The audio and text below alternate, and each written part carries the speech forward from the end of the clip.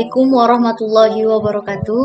Perkenalkan, nama saya Amanda Iza Sofyani dengan NIM F1E1 22001 dari Prodi Sistem Informasi Ruang 001. Pada video ini saya akan membuat video untuk memenuhi tugas UTS mata kuliah Dasar-Dasar Sains dan Teknologi, dosen pengampu Ibu Dewi Lestari Eskom MSI. Pada video ini saya akan menyampaikan 3 materi.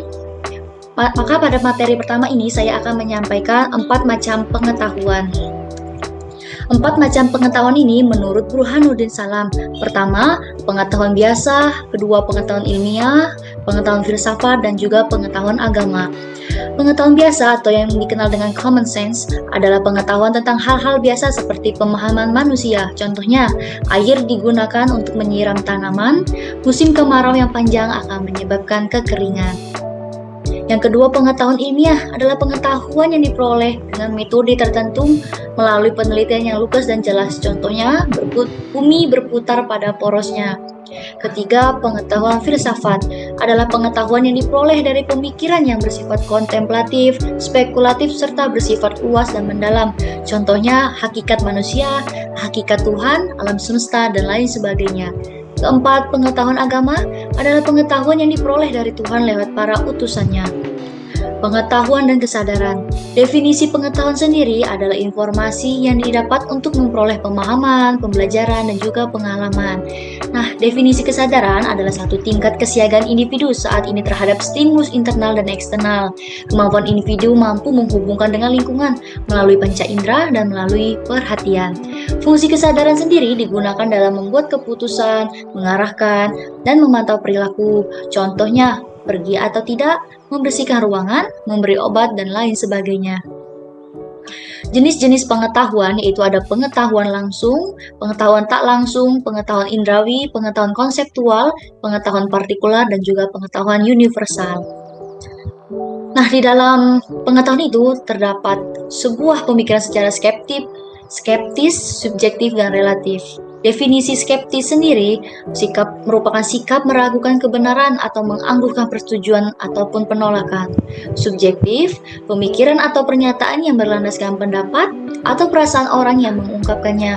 Dalam dunia ilmiah, sikap subjektif ini dilarang loh karena mampu mempengaruhi hasil penelitian ilmiah. Yang ketiga ada relatif. Relatif adalah sesuatu yang membutuhkan pembanding untuk dapat menentukan nilainya.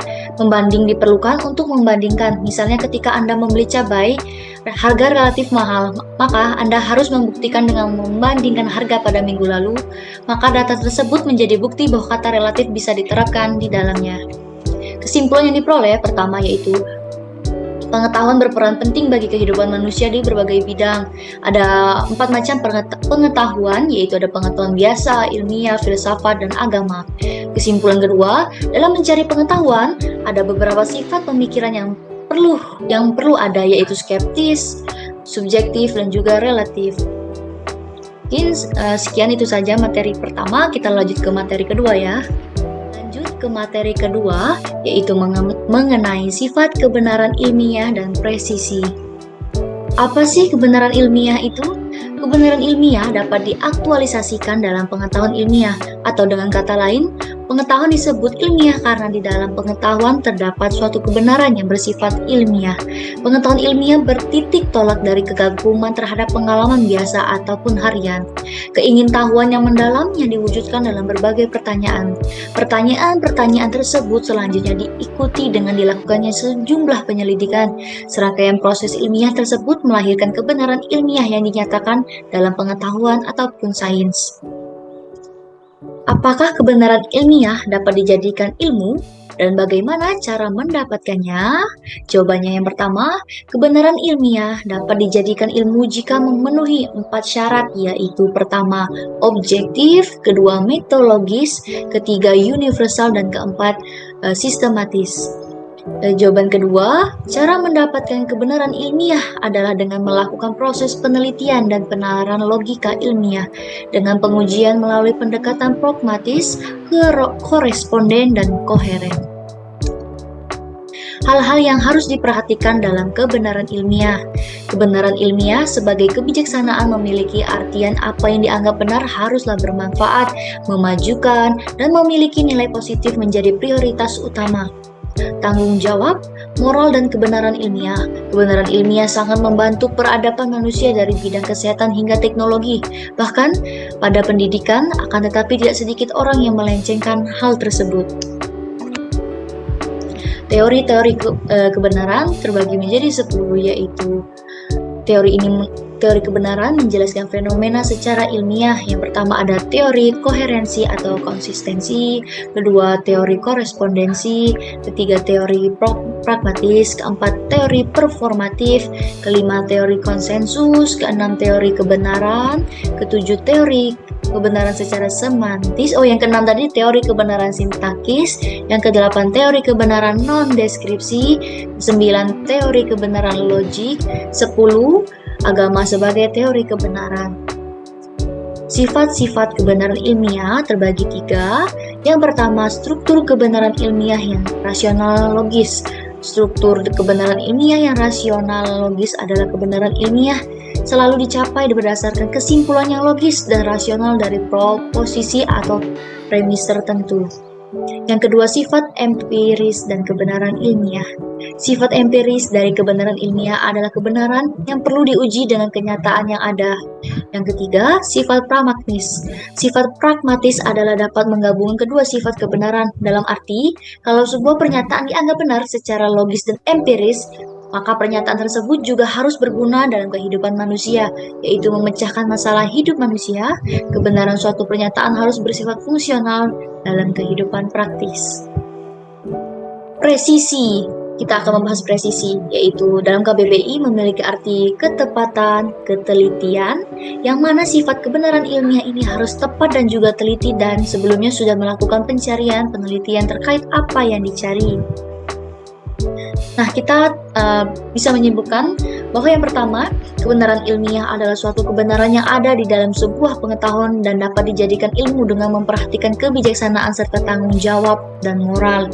Kedua, ilmu pengetahuan ilmiah berbeda dengan pengetahuan biasa karena ilmu pengetahuan ilmiah merupakan rangkaian kegiatan yang memerlukan kualifikasi ilmiah menyangkut keharusan adanya metode ilmiah objektif, universal tanpa pamrih dan harus berguna atau dapat dimanfaatkan.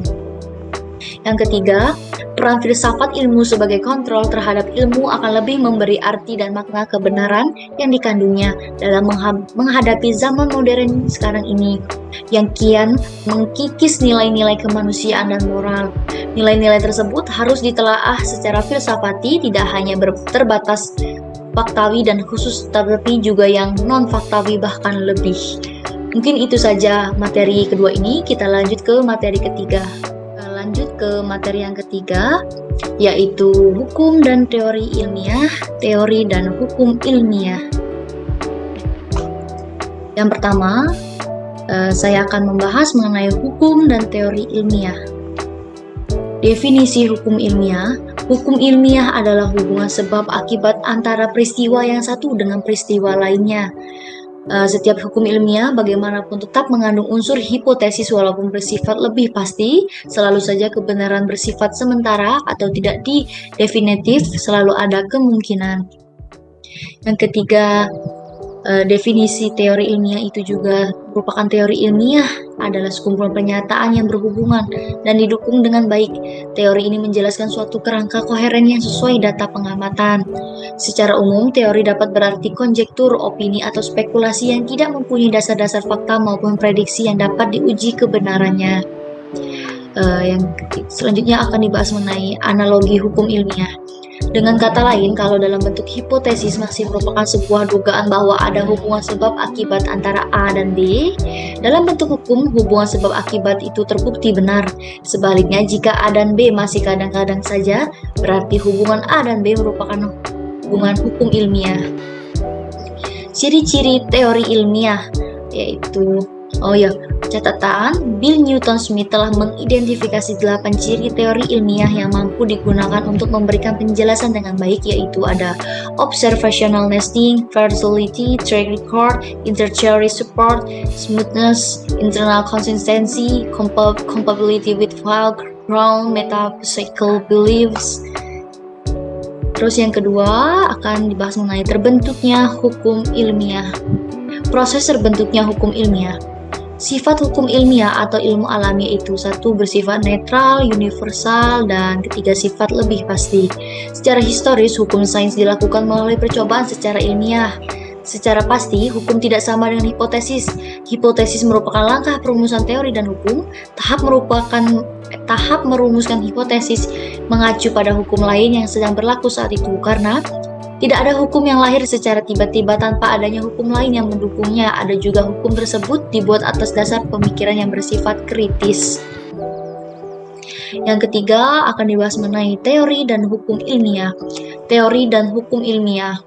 Hukum sains merupakan suatu pernyataan di dalam dunia ilmu. Ilmu yang bermula dari suatu hipotesis dan dibuktikan dengan percobaan yang menyangkut teori-teori hipotesis. Hasil percobaan bisa mendukung teori hipotesis dan bisa membuktikan kebenarannya. Dalam sejarah, hukum sains bisa diilhami sesuatu percobaan secara ilmiah.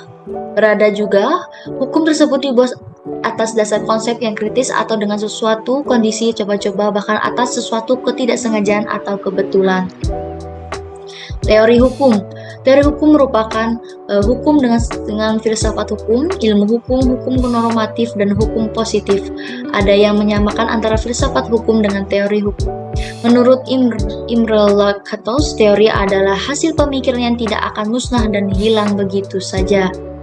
Pada dasarnya, merupakan keanekaragaman dalam sebuah penelitian. Teori di sini berisi 1. Memahkotai sistem, 2. Terdiri atas hukum-hukum ilmiah, yang ketiga pernyataan umum yang memuat hubungan antara fakta atau gejala, yang keempat berfungsi untuk memberi eksplanasi, prediksi, dan pemahaman terhadap berbagai fakta atau gejala. Mungkin saya rasa cukup pembahasan materi 1, 2, dan 3 ini saya akhiri, dan saya meminta maaf jika ada kesalahan kata. Saya akhiri. Wassalamualaikum warahmatullahi wabarakatuh.